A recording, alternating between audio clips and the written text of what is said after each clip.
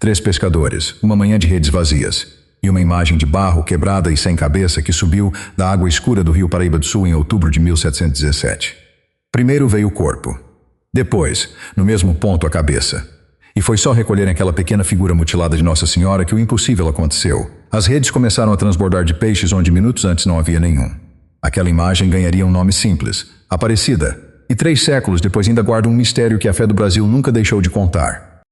Era outubro de 1717, naquele trecho largo e barrento do rio Paraíba do Sul, na região onde hoje fica a cidade de Aparecida, em São Paulo. 3 homens simples saíram para pescar naquela manhã. Os nomes deles chegaram até nós. João Alves, Felipe Pedroso e Domingos Garcia. Não eram santos, não eram sacerdotes. Eram trabalhadores com fome, com famílias para sustentar, com a pressão de voltar para casa com alguma coisa nas mãos. E o rio, naquele dia, não estava colaborando. Eles jogavam as redes e puxavam só água. Jogavam de novo e nada. Hora após hora, o mesmo silêncio molhado.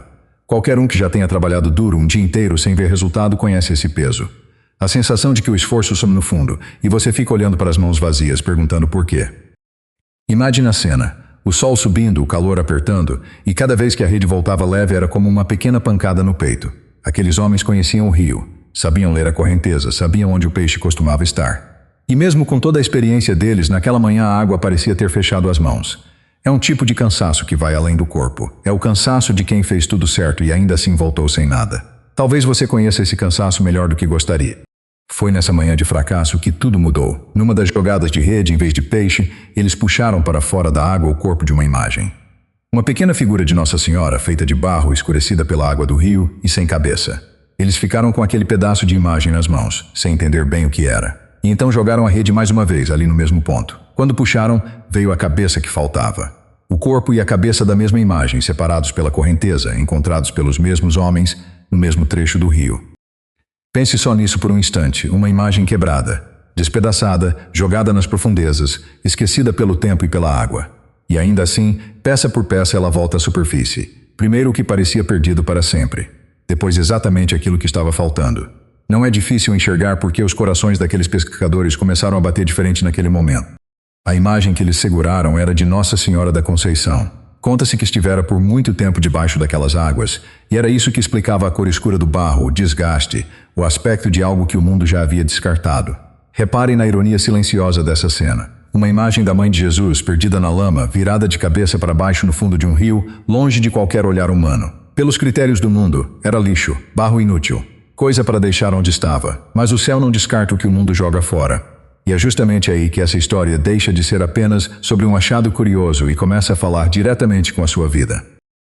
Porque depois de recolherem aquela imagem mutilada, os 3 pescadores fizeram o que sempre faziam, jogaram as redes de novo. E dessa vez, a água respondeu. A tradição guarda que a pesca foi extraordinária, abundante de um jeito que eles nunca tinham visto. As redes pesadas, transbordando de peixes no mesmo rio que durante toda a manhã não havia dado nada. O lugar do vazio virou o lugar da fartura. E o sinal disso foi uma imagem quebrada de Maria, que apontava, como ela sempre aponta, para o Filho. Se essa cena soa familiar, é porque a Bíblia já a contou antes. Em Lucas, capítulo 5, Pedro tinha pescado a noite inteira e não havia apanhado nada. As redes estavam vazias, os braços cansados, o ânimo no chão. E Jesus disse uma coisa que não fazia sentido para um pescador experiente. Rema para onde é mais fundo e lança as tuas redes. Pedro poderia ter argumentado.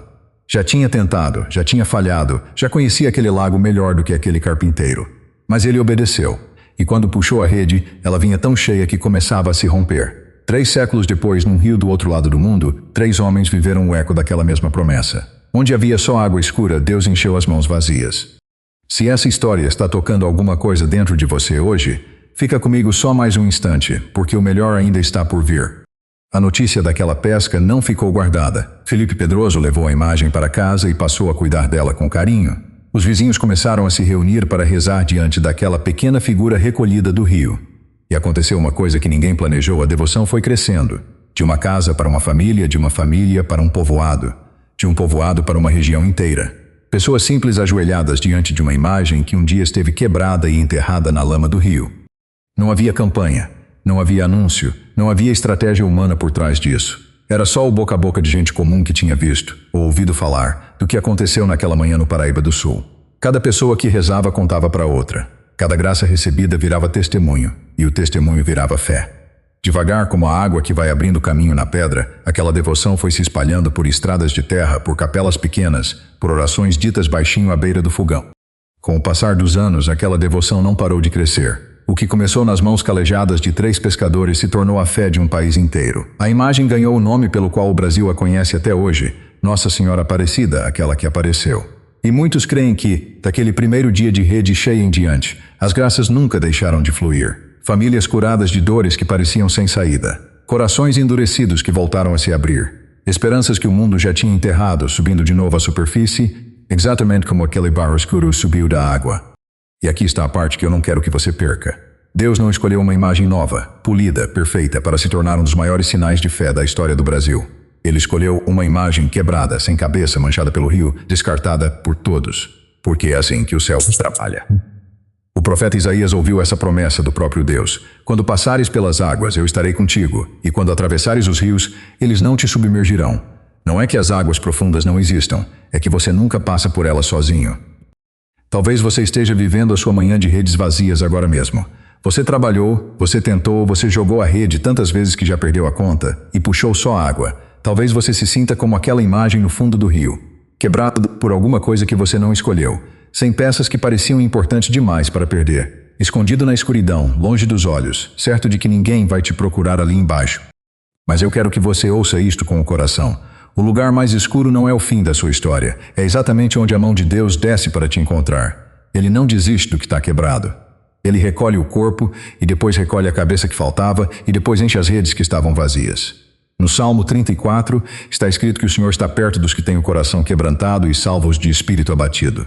Ele não chama os perfeitos nem os polidos, mas os quebrantados, os que se sentem no fundo. Aquela imagem só foi achada porque os pescadores continuaram jogando a rede mesmo depois de uma manhã inteira de fracasso. Eles não sabiam que a próxima jogada traria barro sagrado e logo depois fartura. E você também não sabe o que a sua próxima jogada vai trazer.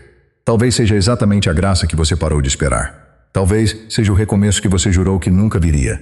Deus tem o costume de guardar o melhor para o momento em que a gente está quase desistindo. Então hoje, antes de fechar essa mensagem, faça uma coisa simples. Não desista da rede. Não pare de rezar só porque amanhã foi vazia. Não acredite na mentira de que você está quebrado demais para ser recolhido. 3 homens com fome, num rio escuro, em 1717 descobriram que Deus encontra a gente no vazio, levanta o que estava perdido e enche de fartura as mãos que se abrem para receber. O mesmo Deus está perto de você agora. Que a sua fé seja como aquela imagem que subiu das profundezas, quebrada pelo mundo, mas recolhida pelo céu e nunca, jamais esquecida por aquele que te ama. Se essa mensagem tocou o seu coração hoje, deixe ela descansar aí dentro como uma oração silenciosa. E se você quiser começar mais dias assim, perto de Deus, há mais mensagens como essa aqui no canal esperando por você.